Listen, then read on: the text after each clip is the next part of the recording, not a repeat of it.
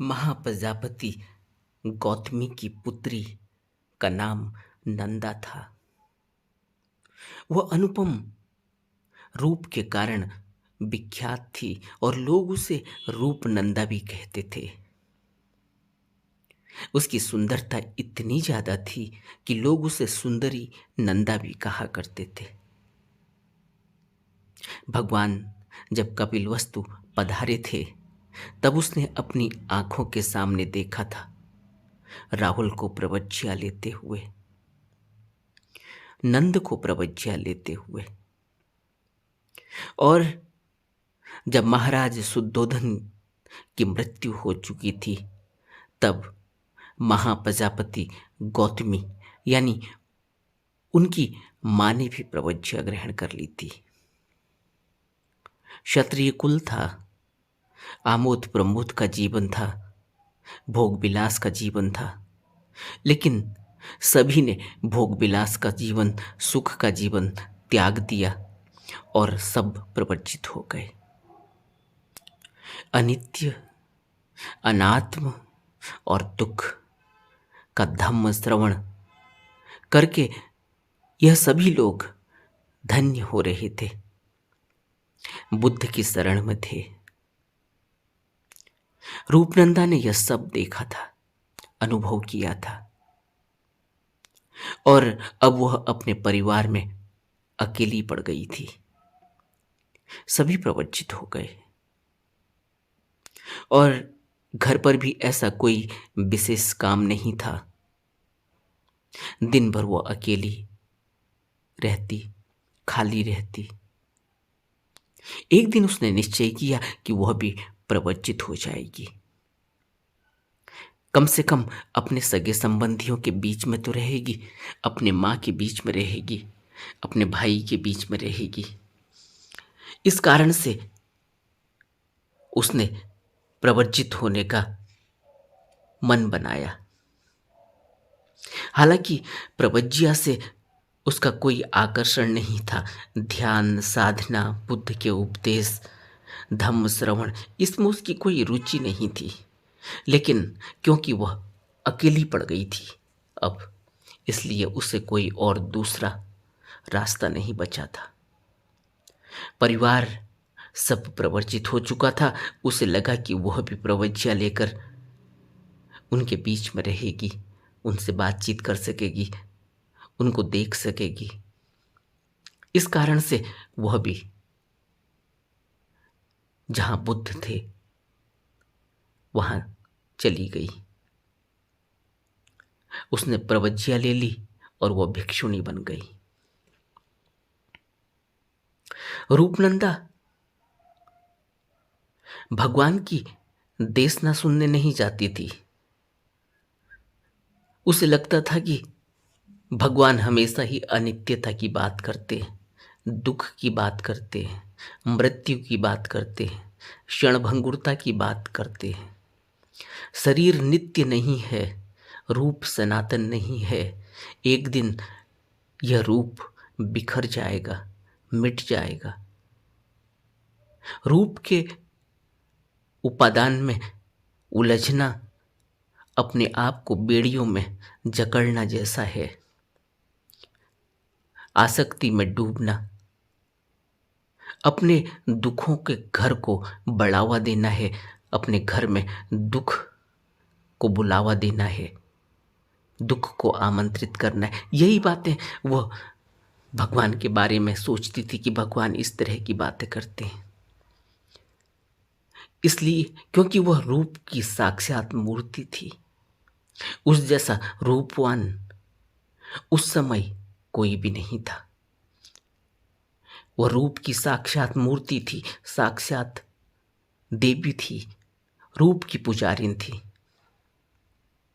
इसलिए भिक्षुणी बनने के बाद भी वह भगवान के सामने नहीं गई। भगवान के अमृत वचन सुनने के लिए जब भिक्षुणियां जाती थी तो वह नहीं जाती थी। वचनों को सुनने के बाद, उपदेशों को सुनने के बाद भिक्षुणियाँ वापस आती, भगवान के बारे में बात करती, भगवान के मुखार बिंदु से जो भी सुनकर आई हैं उनकी चर्चा करती। तो रूपनंदा भी सुना करती थी।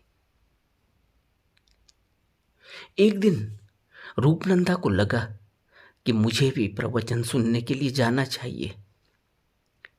अचानक रूपनंदा के अंदर प्रवचन सुनने का बीज अंकुरित होने लगा। उसके अंदर भगवान के उपदेशों के प्रति सजगता आई और वह भगवान के विहार में पहुंच गई। भगवान बुद्ध तो सर्वज्ञ थे, सब जानते थे कि इस रूपवती को धम्म की बात किस प्रकार समझाई जाए। बुद्ध कहते थे कि कांटे को निकालने के लिए कांटे की ही जरूरत होती है। उस समय भगवान बिहार में थे, प्रवचन के लिए बैठे थे। रूपनंदा बाकी भिक्षुणियों के साथ आई और बैठ गई। भगवान प्रवचन देने लगे। रूपनंदा को आभास हुआ कि एक सुंदरी भगवान को पंखा झल रही है, और उसने यह भी देखा कि यह तो उससे बहुत ज्यादा सुंदर है। उसको अपनी सुंदरता फीकी लगने लगी उस सुंदरी के सामने जो भगवान को पंखा झल रही थी। अप्सरा की तरह थी। रूपनंदा उसको निहारने लगी।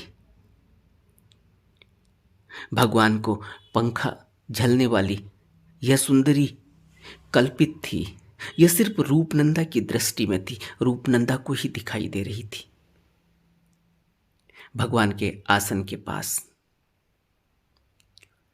रूपनंदा देखती है कि वह युवती बड़ी हो गई, जवान हो गई, बूढ़ी हो गई।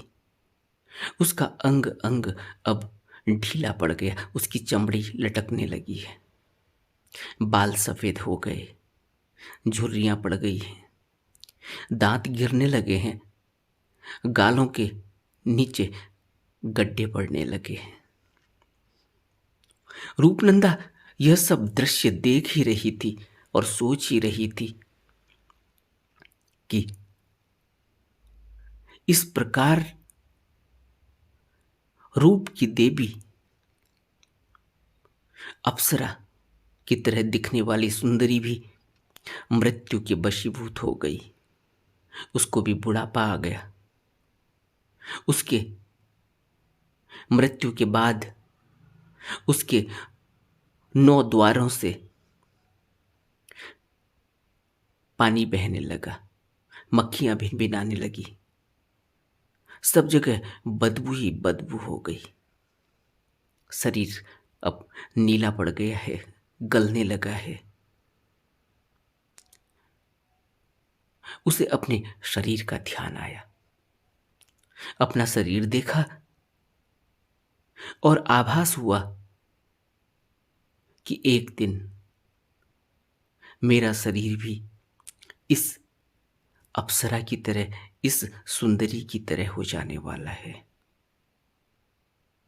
उसे अंतर्दृष्टि मिल गई कि यह शरीर अनित्य है, यह रूप अनित्य है। उस सुंदरी के शरीर में हुए परिवर्तन को देखकर, रूप के वास्तविक स्वरूप को जानकर रूपनंदा के अंदर वैराग्य उमड़ पड़ा। वह सोचने लगी कि यह युवती तो मेरे सामने बड़ी हुई, जवान हुई,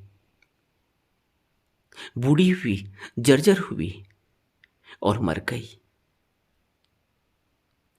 मेरी आंखों के सामने यह घटित हुआ है। अब तो वह बिल्कुल ही अवधान में जा चुकी थी। कि एक दिन मेरा शरीर भी ऐसे ही बूढ़ा हो जाएगा, विनाश को प्राप्त करेगा। मेरी भी यही गति होगी, मेरी भी 9 द्वारों से इसी तरह से बदबूदार पानी बहेगा, मेरा शरीर भी नीला पड़ जाएगा, सूज जाएगा। इस प्रकार उसे स्कंदों के प्रति प्रकृति का आभास हो गया, पंच स्कंद का आभास हो गया। भगवान तो सब जानते थे, प्रवचन दे रहे थे, बोले नंदा सुनो, शरीर दुख का मंदिर है, व्याधि मंदिर, इसमें अशुचि ही अशुचि है। एकाग्र एवं स्थिर चित्त समाधि में स्थित हो जाओ, उसमें चित्त को स्थिर कर लो। जो दृष्टि को अच्छा नहीं लगता, जैसे मेरा शरीर वृद्ध हो गया है, वैसे तुम्हारा शरीर भी एक दिन वृद्ध हो जाएगा। इस शरीर के सौंदर्य का यही परिणाम है, यही तुम्हारे शरीर के सौंदर्य का परिणाम भी होगा। इसमें से भी एक दिन दुर्गंध उठेगी, यह अपवित्र हो जाएगा। और केवल अज्ञानी पुरुष ही इसे अभिनंदनीय समझते हैं, इसे पूजा के योग्य समझते हैं, इसके रंग रोगन में लगे हैं, इसकी लिपापोती में लगे हैं। भगवान बोले यह हड्डियों का एक नगर बनाया गया है, जो मांस और रक्त से लेपा गया है, जिसमें वृद्धावस्था, मृत्यु, अभिमान का निवास है। तुम इससे मुक्त हो जाओ नंदा। तभी नंदा की आंखें खुल गई, सत्य का साक्षात्कार हुआ उसे। उसने भगवान को नमन किया, अभिनंदन किया।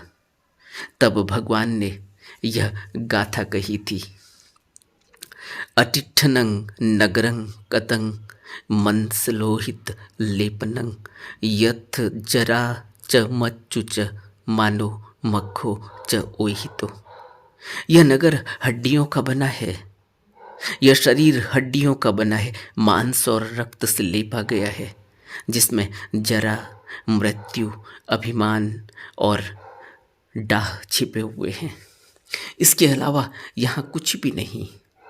और एक दिन यह विनश जाता है और इसमें अशुचि ही अशुचि उठती है, इसमें से दुर्गंध उठती है, इसमें डर पैदा हो जाता है, इसको देखकर डर लगने लगता है, इसमें से दुर्गंध उठती है, यह नीला हो जाता है, इसमें से पानी निकलता है।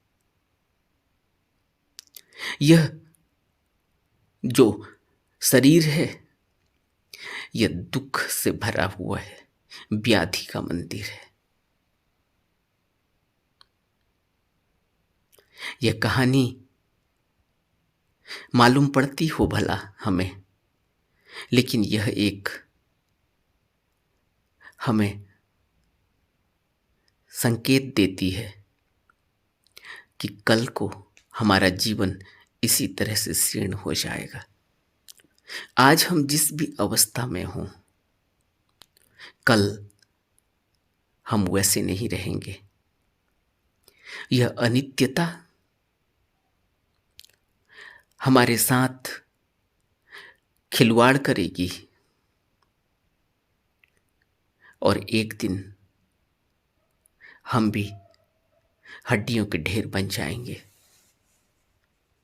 उससे पहले पहले सजग हो जाना चाहिए। और सजग होने के लिए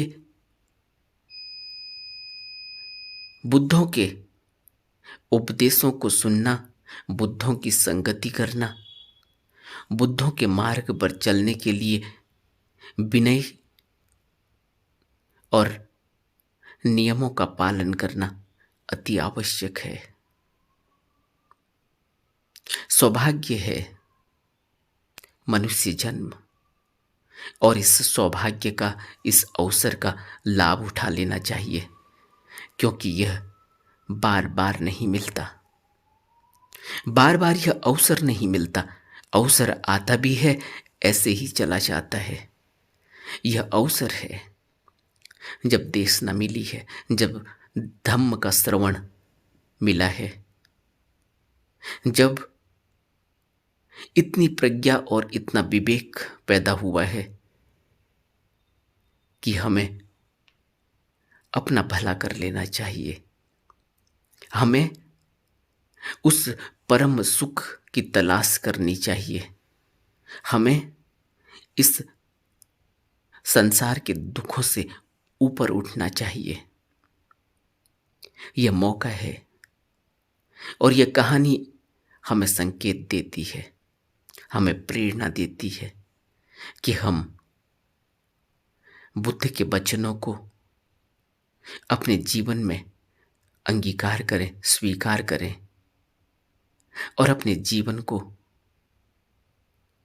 इस भवबंधन से, इस भवलोक से मुक्त करने के लिए प्रयासरत रहें, प्रयासरत हो जाएं। नमो बुद्धाय।